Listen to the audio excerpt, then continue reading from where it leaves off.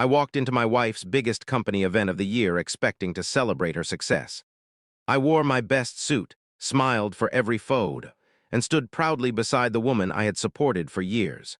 But when I reached my assigned seat, I saw a name card waiting for me. It didn't say my name. It said two words that made my entire world stop: idiot trash. At first, I thought it was a mistake.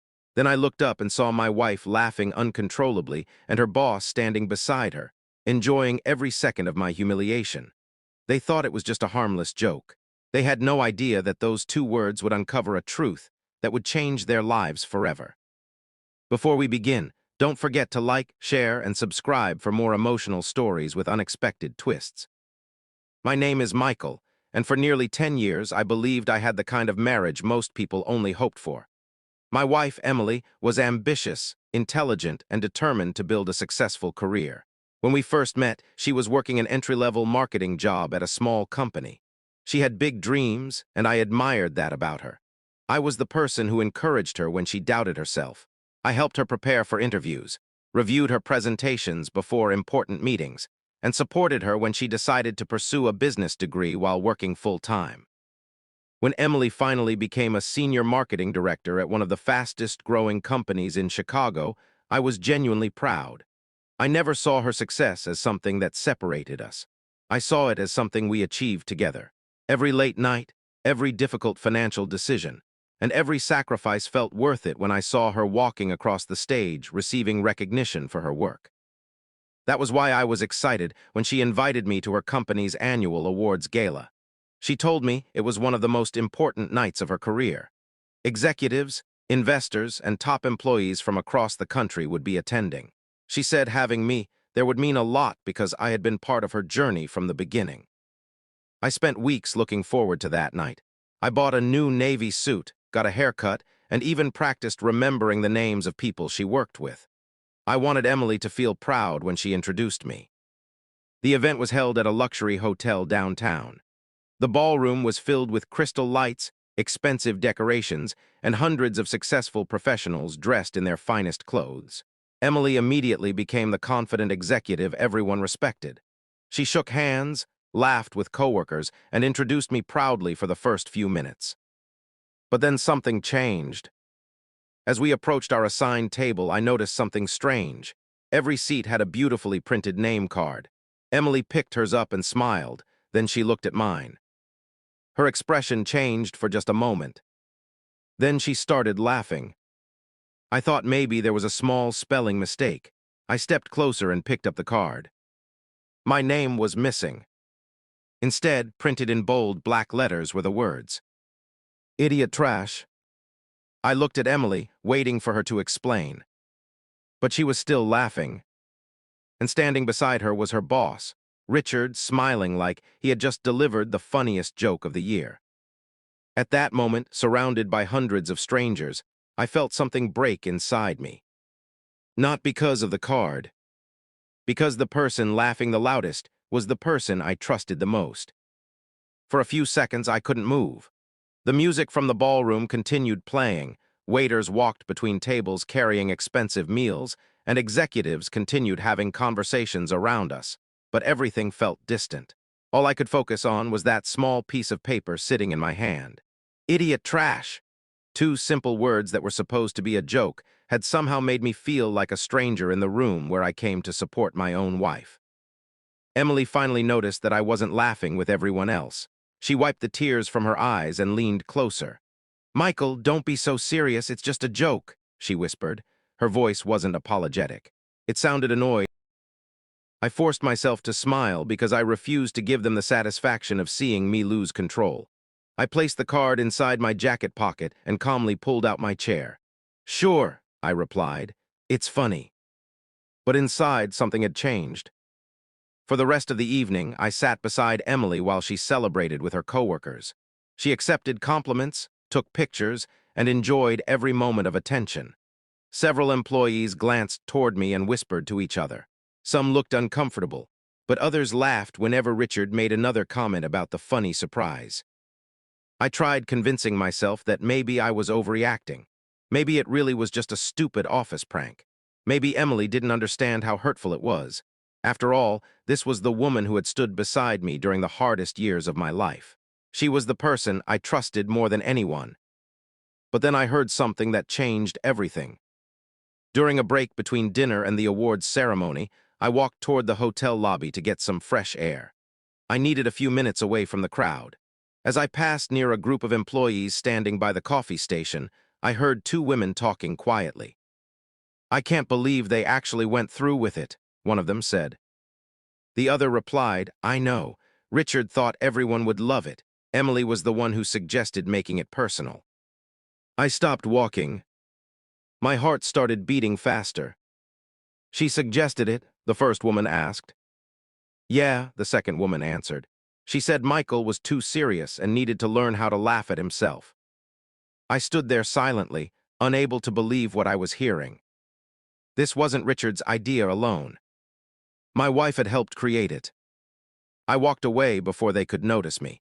I didn't want a confrontation in the middle of the hotel. I didn't want to create a scene. More importantly, I didn't want to give them the emotional reaction they expected. When I returned to the ballroom, Emily was standing on stage accepting her leadership award. Everyone applauded as she smiled proudly under the bright lights. I watched her from the back of the room and remembered every moment when I had supported her dreams. I remembered helping her study late at night.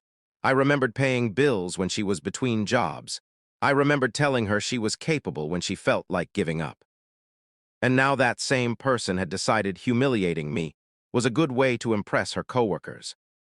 When the event finally ended, we drove home in silence. Emily seemed completely satisfied with how the night went.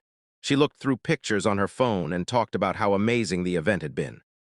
After several minutes, she suddenly said, "Honestly, I was disappointed you didn't play along more. You made things awkward." I turned and looked at her. I couldn't believe those were the first words she chose. Not "I'm sorry." Not "Are you okay?" Not even "Was that too much?" She was worried about how I made her look. That night, after we arrived home, Emily went upstairs while I stayed alone in the living room. I took the place card out of my jacket and stared at it under the dim light. A few hours earlier, those words were meant to embarrass me. But now they represented something else. Proof. Proof that the person I trusted had chosen a joke over my feelings. I carefully placed the card inside an envelope and locked it away in my desk drawer. I didn't know what I was going to do next. But I knew one thing. The man who walked into that gala was not the same man who walked out. The next morning, I woke up earlier than usual. For the first time in years, I didn't feel the need to make Emily's life easier before thinking about my own. Normally, I would prepare coffee, ask about her schedule, and remind her about important meetings. It was a routine I had built because I loved taking care of the person I married. But that morning, something felt different. I sat alone at the kitchen table with a cup of coffee and the envelope containing the place card sitting in front of me. I opened my laptop and started writing down everything I remembered from the gala. The time we arrived, the people who laughed, Richard's comments. But sitting there, I started seeing a pattern. I remembered how Emily had started changing after her promotion. She began making jokes about me in front of her coworkers. She would tell people that I was the simple one in our relationship because I didn't work in a corporate environment. At family gatherings, she sometimes laughed when relatives asked about my job, saying, "Michael likes keeping things comfortable. He's not really the ambitious type." I always smiled. I always pretended it didn't bother me. I told myself she was just joking. But maybe I had been ignoring the truth because accepting it hurt too much. Around noon, while I was still organizing my thoughts, my phone rang. The number was unfamiliar. Normally, I ignored unknown calls, but something made me answer. "Is this Michael?" a nervous female voice asked. "Yes, who is this?" "My name is Jessica. I work with Emily." I immediately became cautious. She continued, "I hope you don't think I'm crossing a line, but I felt like someone needed to tell you the truth about what happened at the gala." I listened carefully as she explained that many employees had been uncomfortable with the prank. According to Jessica, Richard had a habit of encouraging people to participate in embarrassing jokes because he believed it created a stronger team culture. But many employees secretly hated it because they felt pressured to laugh at things they didn't find funny. The place card wasn't an accident, Jessica said quietly. Richard approved it, and Emily knew exactly what it said before the event. Hearing those words still hurt, even though part of me already knew. Jessica also told me something else. The company had strict policies about workplace harassment and inappropriate behavior at official events. She believed someone might eventually report what happened because too many people witnessed it. "Michael, I just want you to know that not everyone thought it was okay," she said. "Some of us felt terrible watching you stand there." I thanked her for calling. When the conversation ended, I sat in silence for several minutes. I wasn't happy. I didn't feel like I had won anything. I just felt disappointed.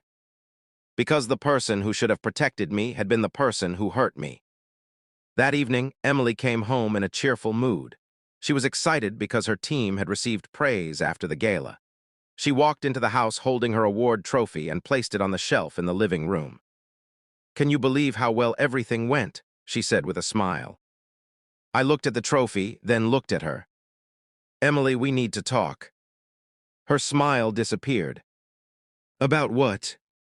I walked to my office and returned with the envelope. I placed the place card on the table between us. She looked at it and sighed. "Michael, are we really doing this again?" Those words told me everything. She still didn't understand. I took a deep breath and said, "No, Emily, we're not talking about a card. We're talking about the fact that my wife watched people humiliate me and laughed with them." For the first time, she became quiet. I told her about Jessica's call. I told her I knew the prank was planned. I told her I knew she had been involved. Her face changed. The confidence disappeared. And for the first time since that night, Emily realized that this wasn't just a joke anymore. It was a choice she had made. And now she had to face the consequences. Emily sat silently across from me, staring at the place card on the table. For the first time since the gala, she didn't have a clever response. She didn't laugh. She didn't tell me I was being too sensitive. She just looked at those two words and finally understood the damage they had caused. After several minutes, she quietly said, "Michael, I never thought it would hurt you this much." I looked at her and asked, "That's the problem, Emily. You never thought about me at all." The room became completely silent. She tried explaining that Richard had convinced everyone it was just a harmless joke. She said the office culture was different and that people often teased each other during company events. She claimed she never intended to embarrass me in front of hundreds of people. But I stopped her. Intent doesn't erase impact. Those 4 words seemed to hit her harder than anything else. But when she had the opportunity to stand beside me, she chose to stand with people who were laughing at me. Emily started crying. She admitted that after becoming successful, she became obsessed with proving herself to the executives at her company. She wanted Richard and the leadership team to see her as someone who belonged among them. She thought participating in the prank would show that she was confident and fun. Then she said something that broke my heart. "I thought you would forgive me because you always do." I stared at her. That sentence explained everything. She wasn't afraid of hurting me because she believed I would always accept it. For years, my patience had become something she expected instead of something she appreciated. I told her that forgiveness was not something anyone was entitled to. It was something earned through honesty, accountability, and change. The next few days were tense. We lived in the same house, but things felt completely different. Emily spent hours on her phone and laptop preparing for something she refused to discuss. I assumed it was related to work, but I didn't realize how serious things had become. Then one morning, she received a call from her company's human resources department. I watched her answer confidently. "Hello, this is Emily." But within 30 seconds, her expression changed. Her smile disappeared. Her face became pale. When she ended the call, she just sat there holding her phone. "What happened?" I asked. She looked at me and whispered, "They opened an investigation." Apparently, several employees had reported the incident after the gala. Jessica wasn't the only person who felt uncomfortable. Others had also complained that Richard regularly encouraged humiliating jokes and pressured employees to participate. The company had reviewed emails related to the event planning. They discovered that the insulting place card had been intentionally created and approved before the gala. There was no misunderstanding. There was no accident. It was planned. Emily looked at me with fear in her eyes. "Did you report us?" I shook my head. "No." And that was the truth. I never wanted revenge. I never wanted to destroy anyone's career. I only wanted people to understand that what happened was wrong. But now the consequences were arriving on their own. A week later, Richard was called into a formal meeting with company executives. His behavior had finally caught up with him. The same confidence he had displayed while laughing at me disappeared when he had to explain his actions to people who actually had authority over him. Emily was placed under review as well. Her promotion opportunities were paused, and she was required to participate in workplace conduct training. For the first time, she understood something important. The people she tried so hard to impress were never going to protect her from the consequences of her own choices. And neither was I. Because this time, I had finally learned to protect myself. The months after the gala changed everything. The investigation at Emily's company became a turning point, not only for her career, but also for our marriage. Richard, who once walked through the office believing he was untouchable, was eventually removed from his leadership position after the company discovered multiple complaints about his behavior. The place card that was supposed to be a funny moment at my expense exposed a much bigger problem inside the workplace. Employees who had stayed silent for years finally felt brave enough to speak up. Emily's situation was different. She wasn't fired, but she had to face the consequences of her choices. Her leadership responsibilities were reduced, and she was required to complete professional conduct training. For the first time in years, she had to look honestly at the kind of person she had become. At home, things between us were complicated. There was no instant forgiveness. There was no magical conversation that fixed everything overnight. Trust doesn't return because someone says, "I'm sorry." It comes back slowly through consistent actions. Emily started changing in ways I didn't expect. She stopped making excuses. She stopped blaming Richard or the company culture. She admitted that she had made her own decision and that she had hurt the person who had supported her the most. One evening, several months after,